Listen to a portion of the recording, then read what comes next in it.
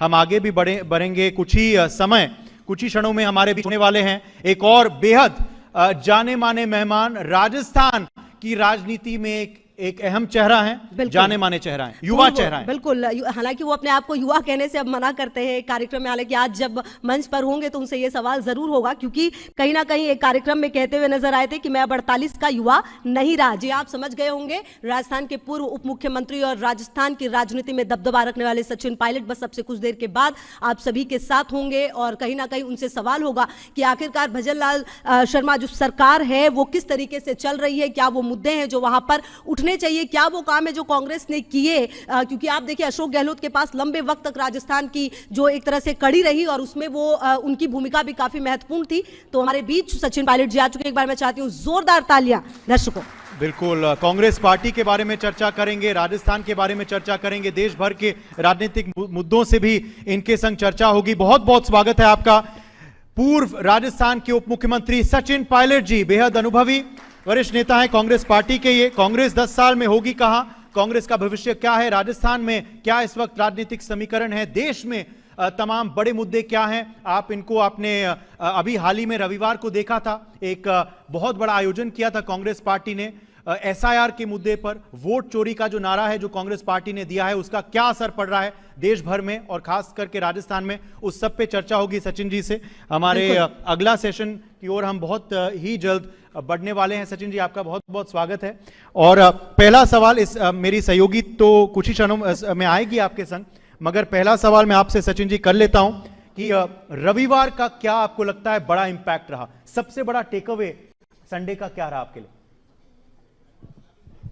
कि 14 तारीख को इतवार को हम लोगों ने आह्वान किया था कि देश में जो हालत निर्मित हुए पिछले कई सालों से उसका जवाब मांगने के लिए राहुल गांधी जी ने, कांग्रेस पार्टी ने सदन में कई बार आवाज़ उठाई, लेकिन दुर्भाग्यवश कोई संतोषजनक जवाब हमको मिला नहीं। और इस देश में लगातार जो संस्थाएं हैं, विशेष रूप से जो इलेक्शन कमीशन है, उसकी वर्किंग, उसकी ट्रांसपेरेंसी, उसकी इंटेग्रिटी पर बहुत सवाल खड़े हुए। और प्रमाण के साथ, प्रूफ के साथ राहुल जी ने, कांग्रेस पार्टी ने कई बार ये दिखाया कि यहाँ पर गड़बड़ियाँ हुई हैं। हम इतना चाहते थे कि कम से कम एक जांच उसकी हो जाए और पता पड़े कि किसने कहाँ कमियां छोड़ी थी। इसको लेकर हमें लगा कि अनेक राज्यों में चुनाव हो गए और होने वाले हैं, तो निष्पक्षता, पारदर्शिता हमेशा बनी रहे, इसको सुनिश्चित करने के लिए और वोटों की गड़बड़ी ना हो, ये एक ओवरसाइट और एक जवाबदेही तय करने के लिए लोगों को हमने यहाँ इकट्ठा किया दिल्ली में। और आप मानेंगे लाखों लोग यहाँ पर आए, क्योंकि उनके जहन में सवाल उठ गया कि ये जो इलेक्शन प्रोसेस है, जो हमारी सबसे बड़ी अमानत है, मतदान का अधिकार और मतदान, हमारा वोट में नाम है कि नहीं, हमारा वोट डल रहा है कि नहीं, हमारी वोट गिनती हो रही है नहीं, उस पूरे में एक ट्रांसपेरेंसी आनी चाहिए। तो इस आह्वान को लेकर हम लोगों ने आयोजन किया था और बड़ी संख्या में लोग आए। जो रिस्पॉन्स, मैंने बहुत रैलियाँ अटेंड करी हैं, लेकिन जो रविवार को रैली थी जिसमें जो एक लोगों के मन में बात थी कि उनकी बात को करने वाला कौन है, और कांग्रेस पार्टी ने बीड़ा उठाया कि भाई ये पूरे देश में हो रहा है तो कम से कम सरकार को, इलेक्शन कमीशन को एक अकाउंटेबिलिटी तय करनी पड़ेगी। तो इस सिलसिले में आयोजन किया था और हमने संकल्प लिया कि हमने हस्ताक्षर किए हैं, हमने अभियान चलाया है, देश भर में रैलियां प्रोग्राम करें, लेकिन राजधानी में हम लोगों ने आयोजन कर ये साबित करने की कोशिश की है कि देश में इलेक्शन कमीशन जैसी कॉन्स्टिट्यूशनल बॉडीज़ को आप फॉर ग्रांटेड नहीं ले सकते हैं और आपको अल्टीमेटली जवाबदेही जनता को आपको देनी पड़ेगी। इस बात को हमने साबित किया। बिल्कुल, बहुत शुक्रिया। प्रिया, अब मंच आपके हवाले करते हैं। Priya Sahgal, editorial director news एक, सब हमारे बीच आ चुकी हैं। Priya ji, thank you and thank you Sachin. I must say शुरू में कि आपने इंडिगो को भी बीट कर लिया ऑन टाइम अराइवल से।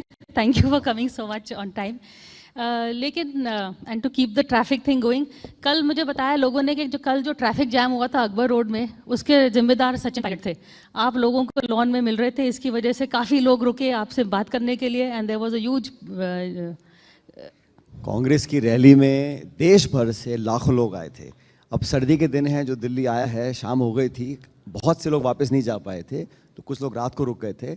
और जो कार्यकर्ता देश प्रदेश से आते हैं, उनका एक मन होता है कि दिल्ली में लोगों से मिलें, नेताओं से संपर्क करें, तो उस काम को हम हमेशा करते हैं। इसलिए हर रैली के बाद कार्यकर्ताओं से, नेताओं से मुलाकात कर हालचाल पूछना, और लंबे समय के बाद मुलाकात होती है उन दूर दराज के इलाके से आए हुए कार्यकर्ताओं से, तो अच्छा रहा। और मुझे लगा कि जैसा मैंने पहले कहा, इस आयोजन के माध्यम से कम जो लोग कुर्सी पर बैठे हैं, जिन लोगों की जिम्मेदारी है कि इस देश में भारतवर्ष का नाम एक सबसे बड़े लोकतंत्र के नाम पर हम प्रसिद्ध हैं, उस क्रेडिबिलिटी पर कहीं कलंक ना लगे, ये कम से कम उनको अब जिम्मेदारी से निर्वहन करना पड़ेगा।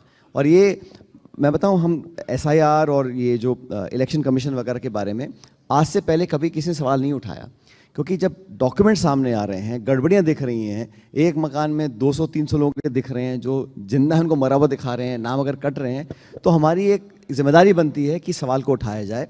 और मुझे खेद है कि इलेक्शन कमीशन ने आज तक भी कोई भी स्पष्टीकरण या कोई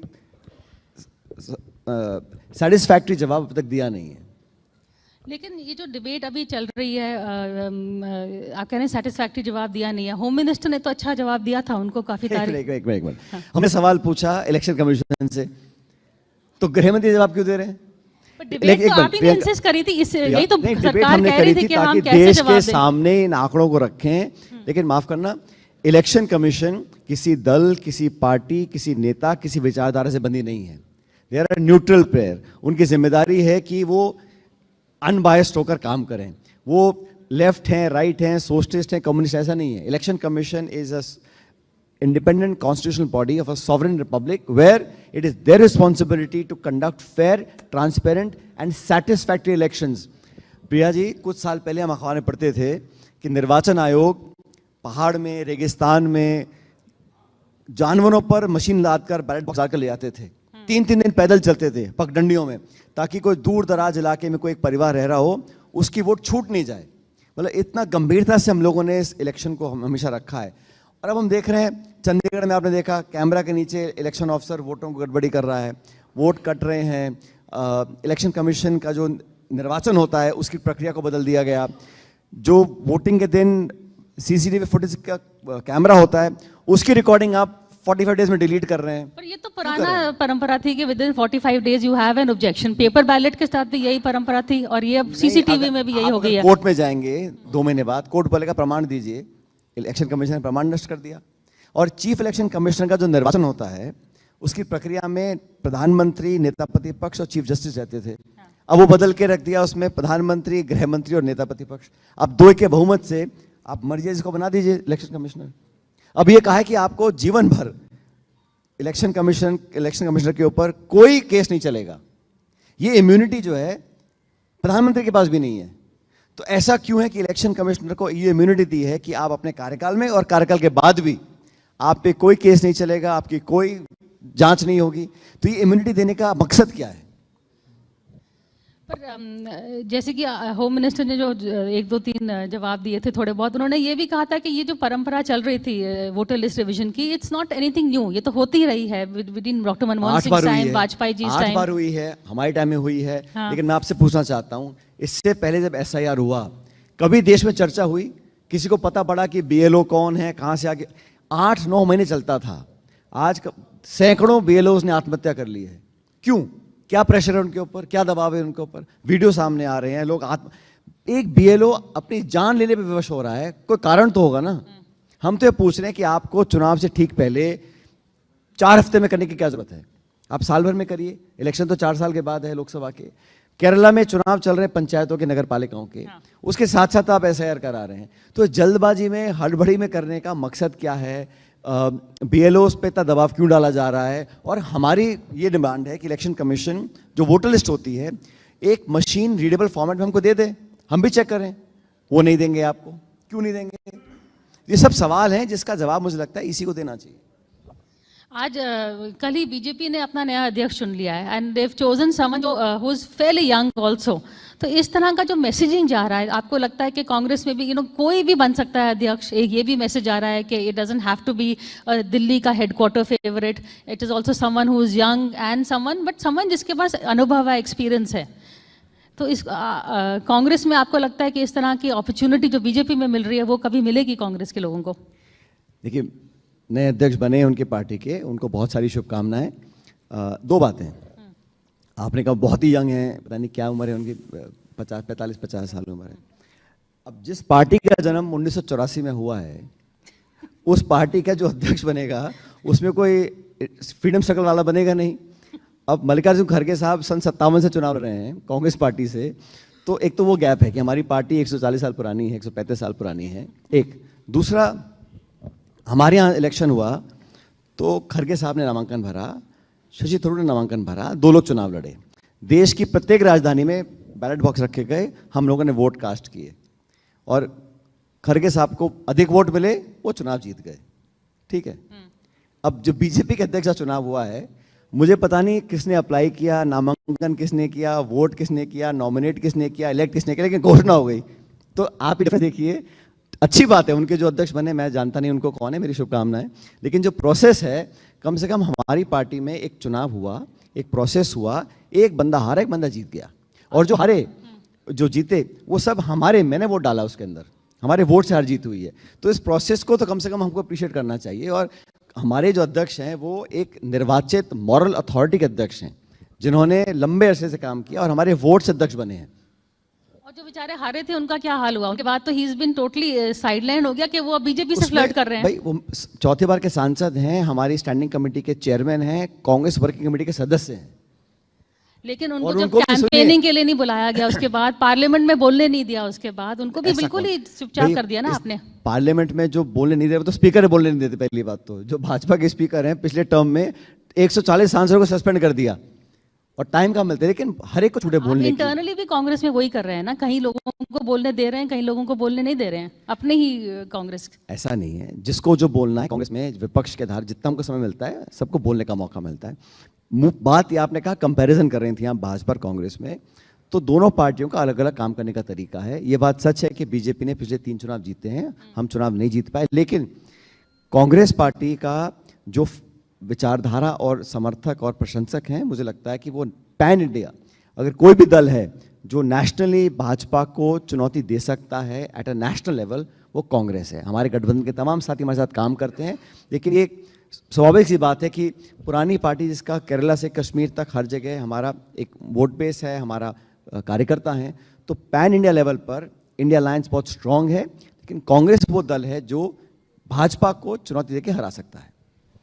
पर एक तरह से जो हम आपका जो नैरेटिव चल रहा है Sachin, lot of people are saying कि कांग्रेस जो इश्यूज उठा रही है गलत नहीं है, चाहे वो कोविड के ऊपर हो, चाइना घुसपैठिया जब चाइना के लोग आए थे अंदर, और इकोनॉमी के ऊपर, लेकिन समहाउ ये मुद्दा पकड़ नहीं रहा है, people are not buying it. क्या क्रेडिबिलिटी कम है या आपका कम्युनिकेशन कम है? देखिए नाउ पहले होता था चुनाव एक दल का दूसरे दल का, अब अनफॉर्चुनेटली क्या हो गया है कि एक सिस्टम डेवलप हो गया है, उसे माफ़ करना, मीडिया भी उसमें इन्वॉल्व है, तो जो दबाव है, जो प्रेशर है, वो सिस्टम का है, ब्यूरोक्रेसी का है, मीडिया का है, इलेक्शन कमीशन का है, सरकार का है। अब आप एक उदाहरण ले लीजिए फंडिंग का। सुप्रीम कोर्ट ने कहा कि इलेक्टोरल बॉन्ड्स आर इलीगल, कहा ना, उसके बावजूद भी भाजपा के खाते में उसी इलेक्टोरल बॉन्ड से 10,000 करोड़ रुपए पड़े हुए हैं। चुनाव से ठीक पहले भारत सरकार ने कांग्रेस पार्टी के खाते सीज कर दिए, खाते सीज कर दिए। मतलब लेवल प्लेइंग फील्ड कहां पर है? ठीक है, सरकार में जब पार्टी होती है तो चंदा ज्यादा मिलता है, मैं भी मानता हूं इस बात को, कितना, मगर 99-1 मतलब 99 और 1, आप अंश देखिए, इलेक्टोरल फंड्स बॉन्ड से मिले, सुप्रीम कोर्ट ने कहा गलत है, बावजूद उसके पैसा बीजेपी के खाते में पड़ा हुआ है। भारतीय जनता पार्टी ने जो कलेक्शन किया पैसे का, हमने देख लिया, 99-1 का अनुपात है। और कांग्रेस पार्टी के आप खाते से, हमें सुप्रीम कोर्ट जाना पड़ा अपने खातों से पैसा विड्रॉ करने के लिए, चुनाव लड़ने के लिए। तो मैं कह रहा हूं कि ये जो चुनाव हो गया है, it is not just one party against the other, they are using all the resources at the disposal, पूरी ताकत, पूरा आक्रमण, इलेक्शन ईडी हो, सीबीआई हो, इनकम टैक्स हो, पुलिस हो, मीडिया हो, सबका। एक तो होता है यूज, एक होता है मिसयूज। मिसयूज भाई, यूज भी कर लो तो मैं चलो कोई बात नहीं, सरकार में अब यूज करिएगा, लेकिन मिसयूज और उसका शोषण कर कर इतना दबाव विपक्ष बनाया जा रहा है कि चुनाव लड़ना जो पहले होता था आज वो हालात नहीं है। लेकिन बावजूद उसके कांग्रेस पार्टी अपने वादे पर प्रतिबद्ध है। हम लोगों ने जो इश्यूज रेज किए हैं, मैं मानता हूं कि देश में आज सबसे बड़ा जो इशू है वो बेरोजगारी का है, और जो खाई बढ़ गई है अमीर गरीब की, ये भयंकर चिंताजनक का विषय, इतना आसान नहीं। हमें लगता है कि बड़े बड़े ऐड आ रहे हैं, निवेश हो रहा है, लेकिन गांव देहात में जो हालात पैदा हुए हैं, जो किसानों पे आज बीत रही है, उसके कोई विवरण नहीं कर सकता। तो उन इश्यूज़ को लेकर कांग्रेस पार्टी स्ट्रगल कर रही है, लेकिन मल्टीपल इश्यूज़ होते हैं। आज SIR का इशू है, महंगाई का इशू है, बेरोजगारी का इशू है, लेकिन चर्चा किस बात पर होती है? वंदे मातरम हो रही है, नेहरू जी ने ये नहीं किया, मनमोहन सिंह ने ये नहीं किया। अरे 11 साल से आप सरकार में हैं, आप कब तक आप पंडित नेहरू को और मनमोहन सिंह जी को, राजीव जी को कोसते रहेंगे? अपना भी तो आपको जवाब देना पड़ेगा। तो इन सबको लेकर हम जनता के बीच में जा रहे हैं।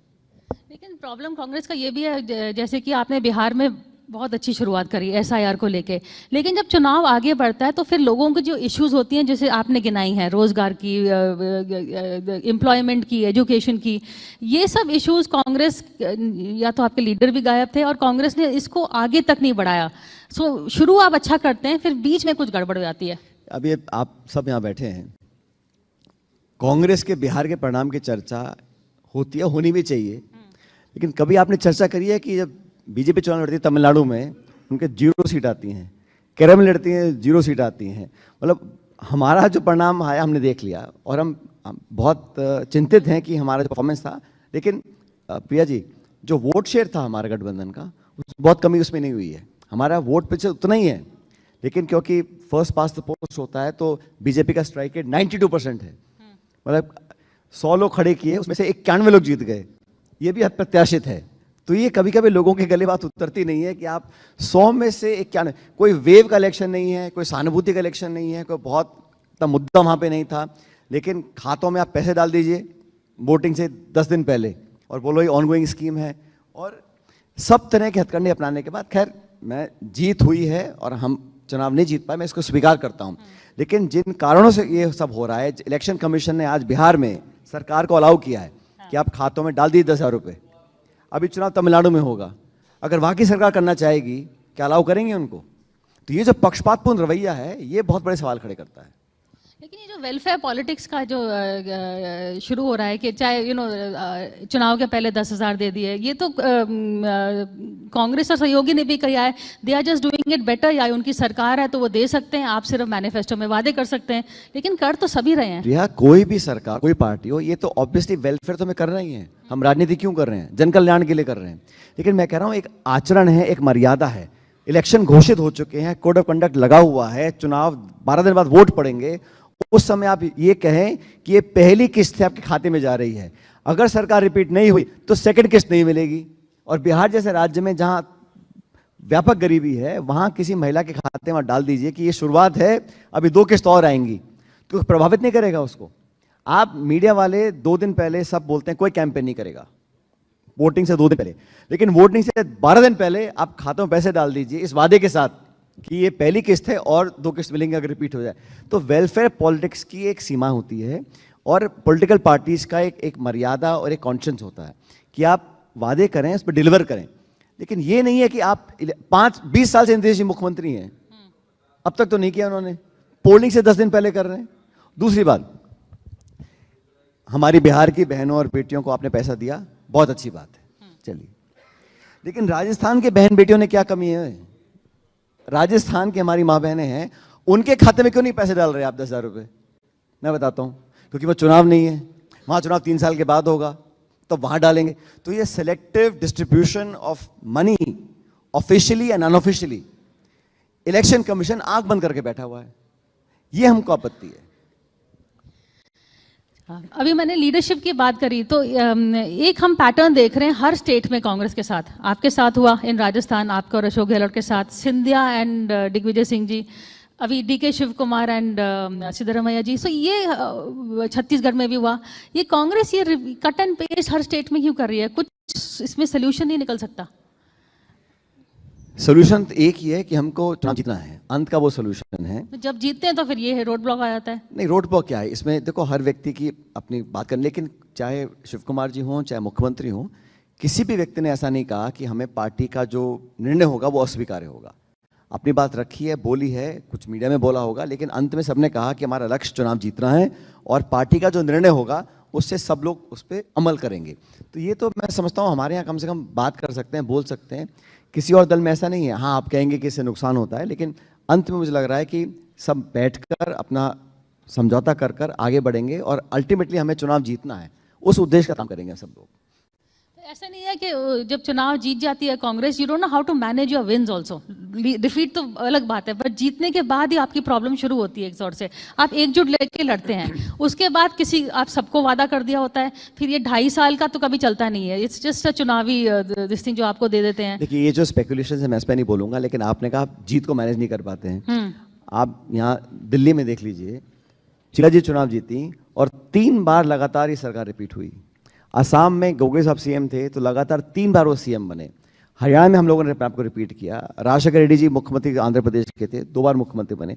तो ऐसा नहीं है कि कांग्रेस पार्टी गवर्नमेंट रिपीट नहीं करती है। आई थिंक सोनिया गांधी की कांग्रेस मैनेज कर सकती थी, राहुल गांधी की कांग्रेस वही नहीं कर कांग्रेस सकती है। कांग्रेस में अध्यक्ष और अब मैं पदाधिकारी आज हूं, पहले नहीं था, लेकिन पार्टी वही है, सोच वही है, कार्यकर्ता वही है। तो कहना गलत होगा कि तब की है। ठीक है, समय के साथ सब परिवर्तित होता है और होना भी चाहिए, क्योंकि अपने आप को अगर अडेप्ट नहीं करेंगे, आज की जो डिमांड्स हैं, आज की जो उम्मीदें आकांक्षा लोगों की हैं, अगर उसको हम नज़रअंदाज करेंगे तो हमें नुकसान होगा। तो अभी जो नई जनरेशन है, जो आज एक अलग तरह का भारत निर्मित हो गया, आज से 30 साल पहले ऐसा नहीं था। आज जो लोगों की उम्मीद एक्सपेक्टेशंस हैं, उसके अनुरूप हमको काम करना चाहिए। और हर पॉलिटिकल पार्टी को we are a mirror and reflection of society. तो लोगों के आज क्या दुख दर्द हैं, क्या उनके एम्बिशंस हैं, उसको हम अपने जहन में रखकर आगे बढ़ेंगे, वो हर पॉलिटिकल पार्टी को करना चाहिए। हु डू थिंक इनके पास टफर फाइट थी, आपके डीके शिव कुमार, सिंधिया या सिंधियो? क्या क्वेश्चन है आपका? किनके पास ज्यादा टफर फाइट थी with in your own party? और हु हैड अ टफर? कोई फाइट नहीं होती है इसमें। फाइट ही थी सचिन, ऐसा नहीं है, फाइट नहीं होती है। कभी कभी काम करने के तरीके अलग होते हैं। कभी कभी आई फील कि हमें चुनाव जीतने के लिए फला चीज़ करनी चाहिए, किसी और की राय हो सकती है। लेकिन बैठकर खुले मंच पर चर्चा भी हम लोग पार्टी के अंदर करते हैं। Ultimately we decide what is to be done within the party. लेकिन मैंने कहा ना, लक्ष्य क्या है? लक्ष्य ये कि हम लोग अल्टीमेटली चुनाव जीतें। और देखिए ये राजनीति है, जो जीता वही सिकंदर। अब हारने के बाद कुछ मर्जी बोलिए, लेकिन अल्टीमेटली जीतना है। और हम कम से कम एक परंपराओं के आधार पर, ट्रेडिशंस के आधार पर, कानून के आधार पर, संविधान के आधार पर चुनाव लड़के जीत रहे हैं। अनफॉर्चुनेटली जो सत्ता में बैठे हैं उन्हें कोई फर्क नहीं पड़ता, आप कुछ मर्जी करो मत करो, उनको जीत से मतलब है। शाम दाम दंड भेद जो करना है करके चुनाव जीतो। और ये अनफॉर्चुनेटली एक नया नॉर्म बन गया है देश में।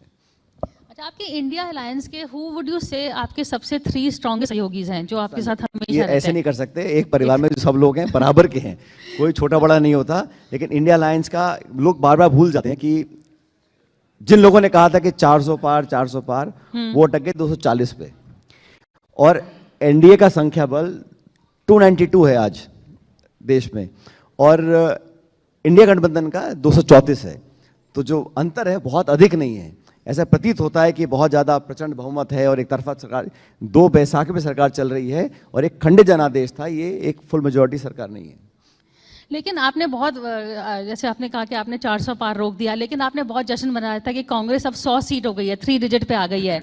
अब एक और 100 का आंकड़ा आ रहा है, जैसे कि राहुल गांधी अपनी 100th डिफीट चौक अप करने वाले हैं। तो इसको कैसे आप लेंगे? आप डिफीट की बात करती हैं और मैं हर हार को बड़ी विनम्रता से स्वीकार करता हूं। लेकिन जैसे मैं रिपीट कर रहा हूं कि 2024 के चुनाव में जब सब लोगों ने कहा था कि, आपने भी कहा मीडिया ने, कि 300 400, कोई तो 500 बोल रहे थे, लेकिन अल्टीमेटली वो 240 पे अगर रोकने का काम किया तो उसमें काफ़ी हद तक उसका जो क्रेडिट है वो कांग्रेस पार्टी के लीडरशिप को जाता है। क्योंकि हम लोगों ने यात्राएं करी, भारत जोड़ो यात्रा करी, देश में एक जागरूकता पैदा करी कि संवैधानिक संस्थाओं को खतरा है, संविधान को इटसेल्फ कुछ लोग चुनौती दे रहे हैं। इन सब बातों को लोगों ने एक्सेप्ट किया और संख्या बल कांग्रेस का 50 के आसपास था, 100 पे पहुंच गया। तो उस बात को साल भी नहीं हुआ है, 1.25 साल हुआ है। लेकिन ये जो रिजल्ट था, ये पब्लिक का नेशनल एक व्यू पॉइंट सामने आया। अब विधानसभा चुनाव में हम लोग कुछ चुनाव जीते, कुछ चुनाव हारे, लेकिन मुझे लग रहा है कि आने वाले समय में इंडिया गठबंधन अच्छा परफॉर्म करेगा। अभी चुनाव आसाम में है, केरला में परिणाम आए लोकल बॉडीज़ के, कांग्रेस ने स्वीप किया उस चुनाव को और वहाँ बहुत जल्द चुनाव होंगे। उम्मीद है कि हमारी सरकार वहाँ बनेगी। असम में चुनाव है, फिर उत्तर प्रदेश में चुनाव है। और इंडिया गठबंधन का परफॉर्मेंस, साथ नहीं लड़ रहे हैं पंचायत चुनाव। क्या कह रहे हैं? पंचायत चुनाव जो 26 में है, वो तो आप समाजवादी पार्टी के साथ शायद नहीं लड़ रहे। पंचायत चुनाव सिंबल पे नहीं होते ना पंचायत चुनाव, लेकिन जो विधानसभा चुनाव होंगे, और मुझे लगता है कि अखिलेश जी ने इसको स्पष्ट किया है, हम लोगों ने भी कहा है, हम मिलकर चुनाव लड़ेंगे और तमिलनाडु में मिलकर चुनाव लड़ेंगे। तो ये हर चुनाव एक चुनौती होता है, कुछ हारते हैं कुछ जीतते हैं, लेकिन मैं मानता हूं कि निष्पक्षता, पारदर्शिता और ट्रांसपेरेंसी सबसे ऊपर है। हार जीत तो बहुत होती है, लेकिन जो क्रेडिबिलिटी ऑफ सिस्टम है उसको अगर कोई चैलेंज करता है तो जवाब मांगना हमारा अधिकार है। Thank you Sachin ji. Last question, अगर हम अगले मंच में आपको बुलाएं विद वन सीनियर लीडर, तो मैं वो सीनियर लीडर कांग्रेस का किसको बुलाऊं? दिग्विजय सिंह जी को बुलाऊं, अशोक गहलोत को बुलाऊं, सिद्धारमैया को बुलाऊं? आप सभी को बुला लो, मुझे लगता है बढ़िया होगा। वो तीनों हम चार हो जाएंगे। Thank you. बहुत बहुत शुक्रिया सचिन पायलट जी आपका कि आप हमारे मंच में आए। एक तस्वीर, पूर्व राजस्थान के उप मुख्यमंत्री सचिन पायलट जो विपक्ष। For more such videos, subscribe to the NewsX YouTube channel, hit the bell icon.